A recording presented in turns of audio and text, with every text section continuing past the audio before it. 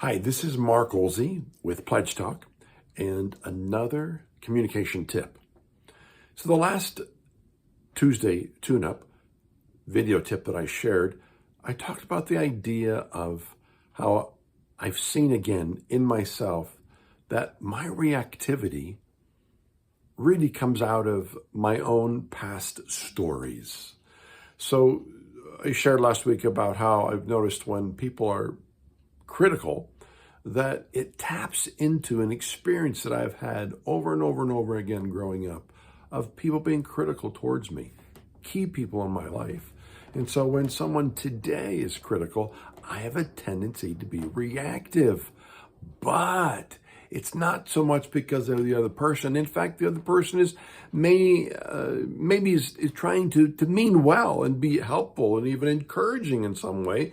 Maybe they have no intention of being critical, but I see it that way, and then I react. And what I talked about last week is that comes out of my own past story. So I've been thinking more about this, and I want to read a couple pages out of a book that I have referred to on a number of occasions in my teaching and training on communication, and it's a book called Nonviolent Communication, written by Marshal B. Rosenberg. So he does a lot of teaching and training and has across the world on communication, and he tells a story in a couple pages that I'm going to read to you right now, where he was presenting what he calls nonviolent communication to about 170 Palestinian Muslim men in a mosque in a refugee camp in Bethlehem. Well, he goes on to say in his story, attitudes towards Americans at this time were not very favorable, to say the least. As I was speaking, I suddenly noticed a wave of muffled commotion fluttering through the audience. They're whispering that you are an American, my translator alerted me, just as a gentleman in the audience leapt to his feet. Facing me squarely, he hollered at the top of his lungs, "Murderer!" Immediately, a dozen other voices joined him in chorus. "Assassin! Child killer! Murderer!" Fortunately, I was able to focus my attention on what the man was feeling and needing. Okay, let me stop you right there. Imagine you are Marshal Rosenberg. You're teaching in a refugee camp to Palestinian Muslim men. They stand up and start shouting, "Murderer, assassin, child killer."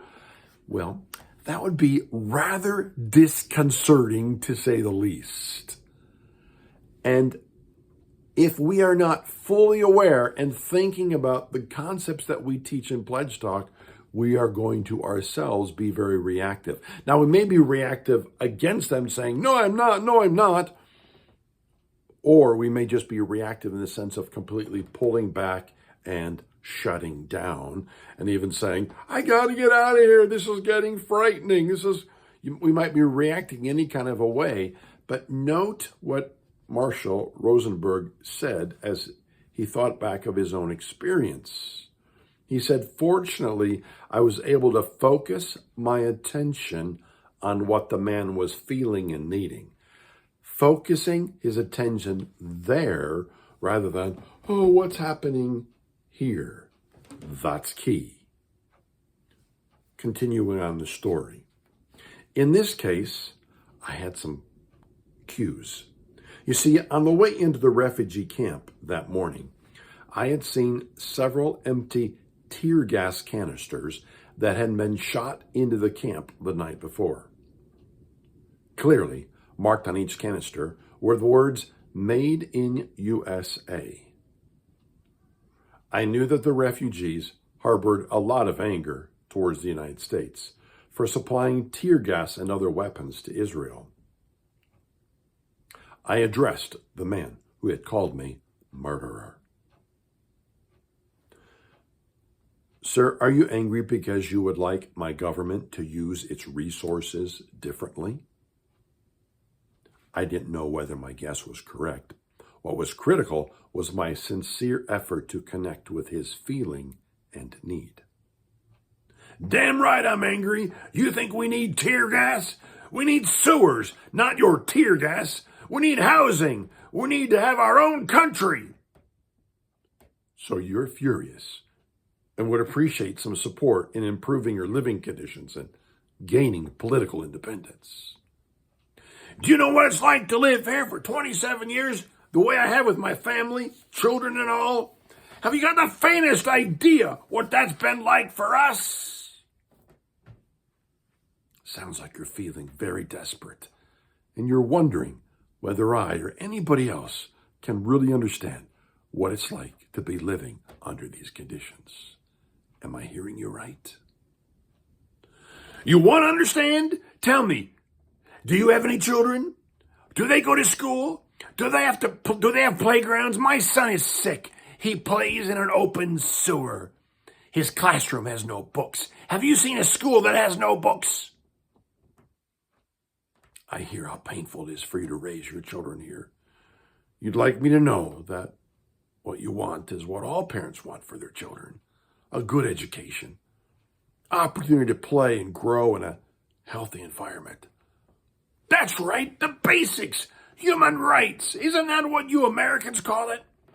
Why don't more of you come here and see what kind of human rights you're bringing here? You'd like more Americans to be aware of the enormity of the suffering here and to look more deeply at the consequences of our political actions. Our dialogue continued, with him expressing his pain for nearly 20 more minutes like this, and me listening for the feeling and the need behind each statement. I didn't agree or disagree. I simply received his words, not as attacks against me, but as gifts from a fellow human willing to share his soul and deep vulnerabilities with me. Once the gentleman felt understood, he was able to hear me explain my purpose for being at the camp. An hour later, the same man who had called me a murderer was inviting me to his home for a Ramadan dinner. Whew. What an amazing story. What an amazing story. Marshal Rosenberg understood what it's like to be in a tense conflict conversation and stay focused on listening and hearing to understand the other person's hurts, needs, wants. To stay focused in such a way